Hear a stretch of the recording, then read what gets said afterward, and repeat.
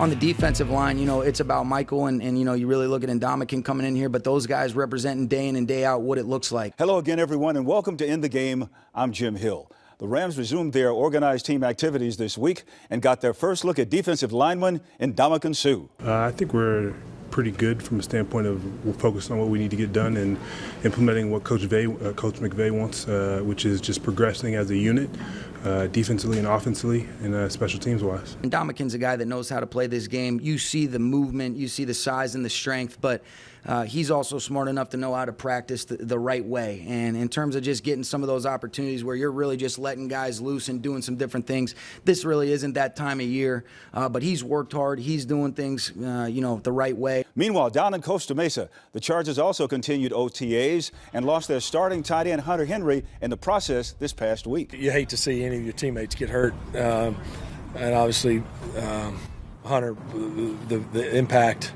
that he has on the field and in the locker room, but I mean, we know he was going to be a big part of our offense this year. Gosh, it just happened on such a routine thing he's done a million times. So I think first you feel terrible for him. You know how excited he was about this season, and you know he's got a long road ahead. In soccer, the expansion LAFC is winless in their last 3 games. This weekend, though, they head to the Lone Star State to face Dallas FC. We've kind of designed this team to have depth, and so now is the chance that these guys can step up and show everyone that they've been working this whole time, and they've been behind the scenes. They may not be the ones scoring goals or playing every game, but they've been working day in and day out, and so now it is their chance to step up, and we have the utmost confidence in all of them.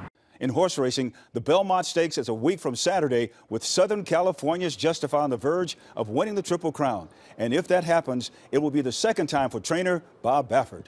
We go for the 3rd jewel, so it's going to be, you know, all America should be watching this big, beautiful horse. And it's great for racing. I think it's, you know, there's nothing like horses going for the Triple Crown and just to be part of it. And this is my 5th time.